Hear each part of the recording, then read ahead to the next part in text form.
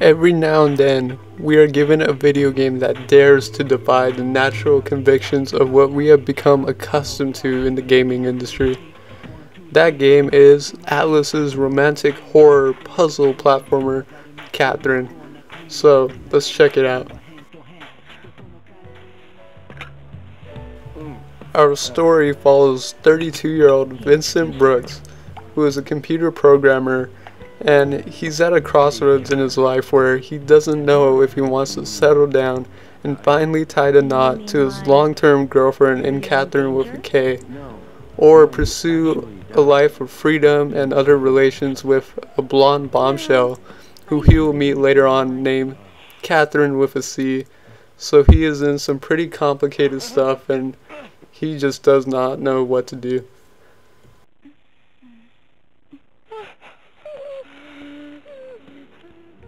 Without giving away too much, our story goes like this. After having a one-night stand with Catherine with a C, Vincent will begin to have strange nightmares for the days to come. And there's been a curse going around that men who cheat die in these nightmares. So that's the basic premise of the game, but trust me and rest assured, this story delivers and there's plenty of plot twists that you will not see coming.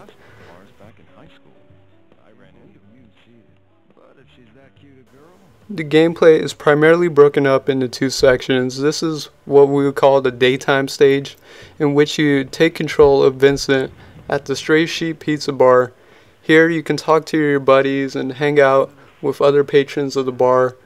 They'll ask you questions every now and then, and this is a really key gameplay aspect, is that you'll be asked tons of questions in this game by your friends, in the nightmare stages, by random people. Some of the questions are relationship based and some are just really random, but there's a freedom and order answer basically, and when you answer there's a meter that's red and blue and it indicates freedom in the red and order in the blue. So how you honestly answer is going to dictate some of Vincent's actions in very key moments of the game. There's a lot to do in the bar, and including talking to a lot of patrons who will open up about some of their very deep stories. And the patrons are pretty key if you want some optional dialogue, and they play a role later on in the nightmare stages. You'll get to be familiar with a lot of them and recognize them over time. But overall, I felt like some of the patrons at the bar were kind of just like dull and boring. There was a couple who were somewhat interesting, and there were just some who were just downright boring. But there's a lot of stuff to do in the bar, including playing a little mini game called Rapunzel, which Rapunzel is almost like a little training game for you, and it's basically like the nightmare stages. It's pretty fun, but just a little added extra. And you can also change up the music in the jukebox, and there's a wide score of music from Catherine and from like Shin Megami Tensei games. Really good music there. You can also go to the bathroom and like look at pictures that Catherine will send you and actually get a glimpse of what's to come in the nightmare stages.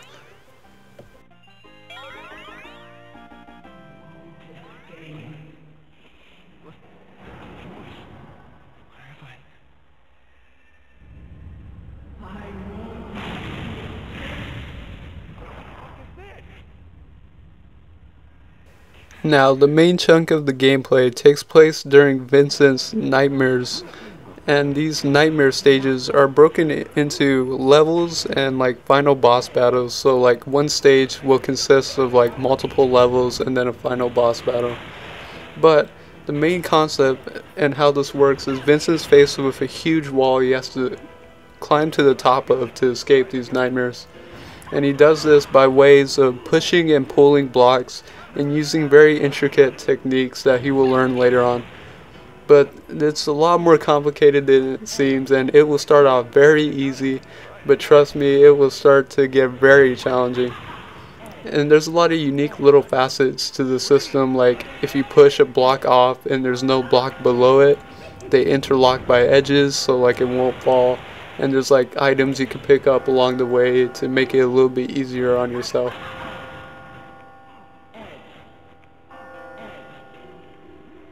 In between these nightmare stages, the gameplay is broken up by these landings, as they call them in the game.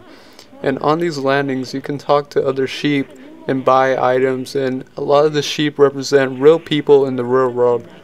And basically how it works is, if one of these sheep dies in their nightmares, they die in the real world. But the biggest probably aspect of it is these confessional questions, and you're faced with really challenging questions, and these are probably the biggest questions you'll ever be asked in the game. So you have to answer them honestly, and it affects the freedom and order gauge. But a unique, very unique aspect to this is that, you know, the data is sent like to the servers, and like you can see how other people answered, so it's almost like conducting a survey, and it's kind of funny to see how everyone's answered.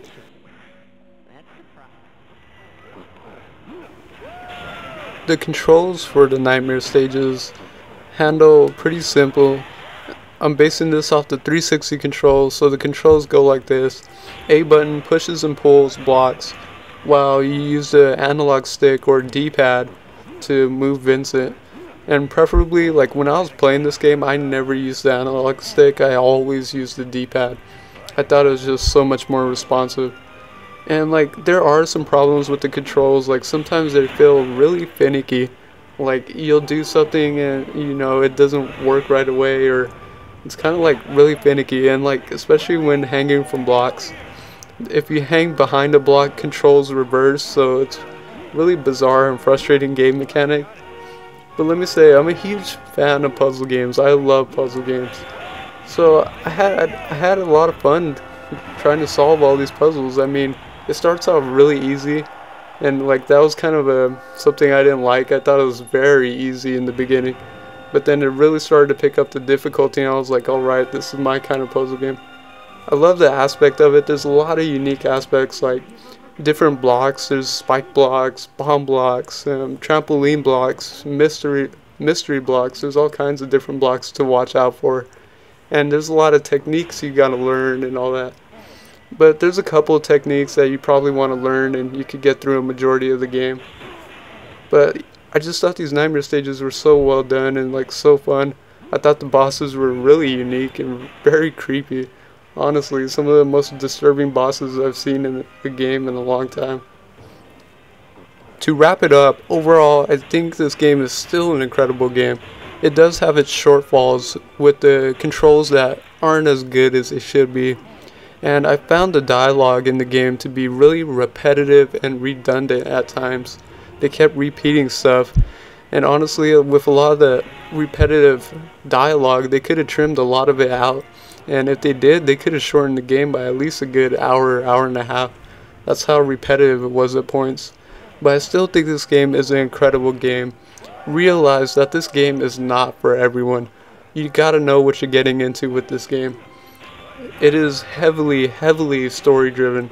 You're gonna be watching like sometimes 30-minute cutscenes, and then finally get to like do some gameplay.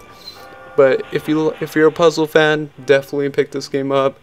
If you want to experience the incredible story of Catherine, definitely pick this game up, even if you don't like puzzles. But I highly recommend this if you want to play something that is very unique, very different.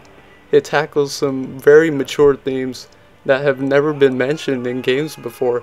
So this game is just really revolutionary. I hope to see more games take chances like this game. Thank you, Atlus, for bringing this game out. And thank you for watching my review on Catherine for the Xbox 360 and PS3. Later, guys.